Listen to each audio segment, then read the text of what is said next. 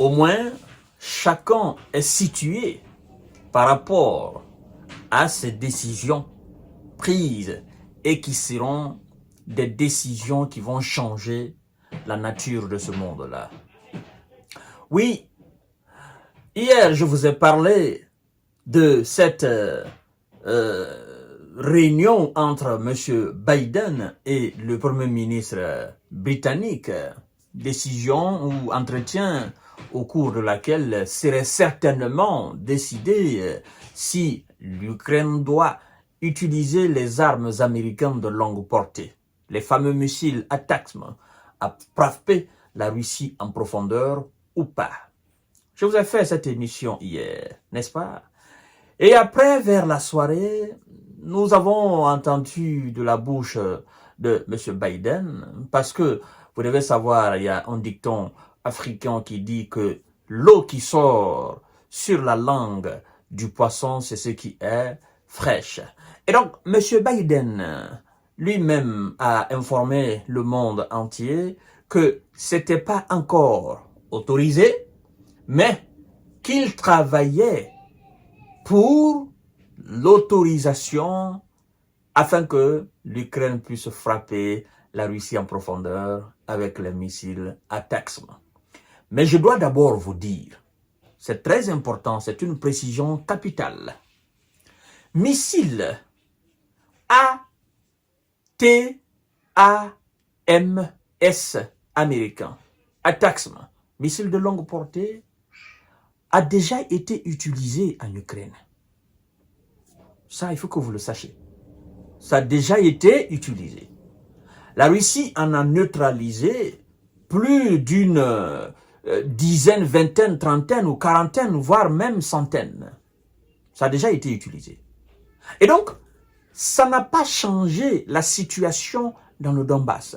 Ça n'a pas empêché le progrès des soldats russes vers des zones qui sont ou qui étaient sous le contrôle de M. Zelensky et de ses supplétifs occidentaux.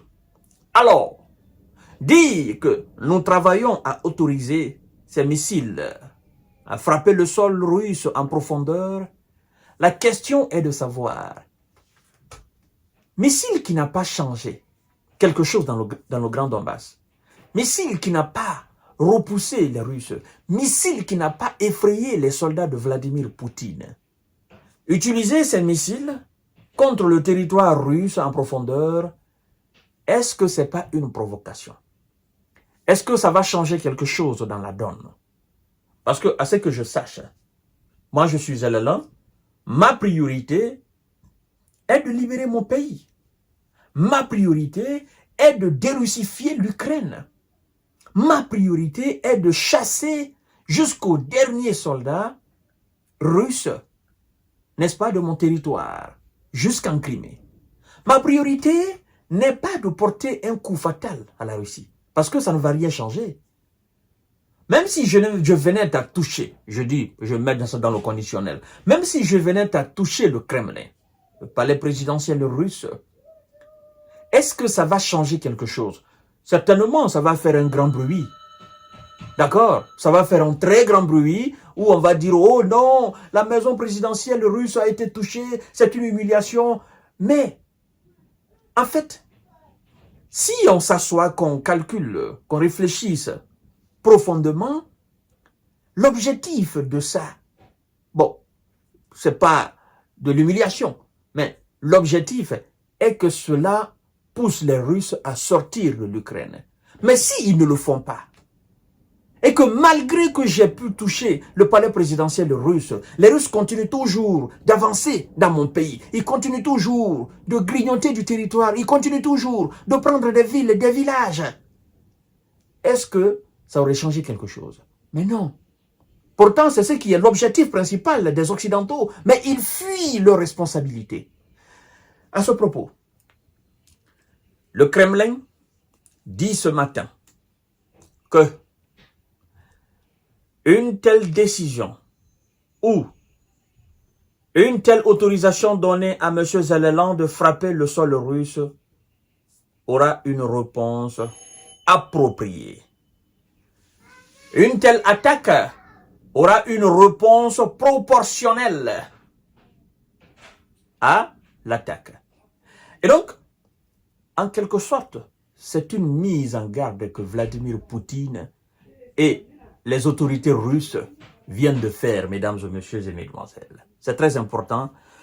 Le Kremlin promet une réponse appropriée si Kiev est autorisé à utiliser les armes à longue portée américaines ou occidentales.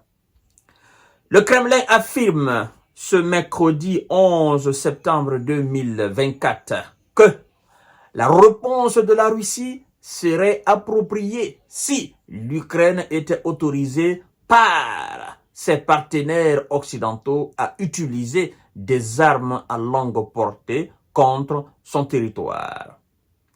Ils disent, et je cite, « Chaque décision de ce type, n'est-ce pas, prise par les Occidentaux, est la preuve supplémentaire du caractère justifié et nécessaire et sans alternative de l'opération spéciale militaire en Ukraine », a ajouté le porte-parole de la présidence russe Dmitri Peskov. Quand Dmitri Peskov parle, vous devez savoir que c'est M. Vladimir Poutine qui a parlé. Il dit, voilà les raisons pour lesquelles nous avons lancé l'opération spéciale militaire russe en Ukraine. Voilà de tels comportements, voilà, c'est à cause de telles décisions que nous avons lancé l'opération spéciale militaire. Maintenant, le monde entier voit qu'en réalité, on ne fait pas face à l'Ukraine, on fait face à ceux qui voulaient même entrer sur notre territoire, nous chasser de notre territoire, diviser ou subdiviser notre territoire, c'est-à-dire partager notre territoire en petits gâteaux entre eux. Voilà, donc. Mais qu'ils sachent, qu'ils sachent, que les amis, que les alliés de monsieur, que ces maîtres sachent, nous ne les interdisons pas d'autoriser l'Ukraine à frapper le sol ukrainien. Mais nous disons tout simplement que nous allons les donner une réponse appropriée, une réponse proportionnelle à l'attaque. C'est pourquoi hier, je ne me suis pas trompé, je vous ai dit, mesdames et messieurs et mesdemoiselles, ces missiles ATACMS coûtent énormément cher. J'ai dit à mes amis américains, en fournissant ces missiles de longue portée à l'Ukraine pour frapper le sol russe, alors, débloquer des centaines de milliards afin de continuer à produire de tels missiles et donner quantitativement et qualitativement à l'Ukraine. Parce que lorsque la Russie va commencer à bombarder l'Ukraine, elle ne va pas s'arrêter. Avec ces missiles de longue portée, elle ne va pas s'arrêter. Et donc, si vous vous fatiguez après, vous devez savoir que vous aurez fait énormément de mal à l'Ukraine. D'ailleurs, où nous en sommes avec les F-16? C'est un autre sujet, non? Ça devient pathétique. F-16, on a longtemps fait l'apologie. F-16 qui va changer la donne.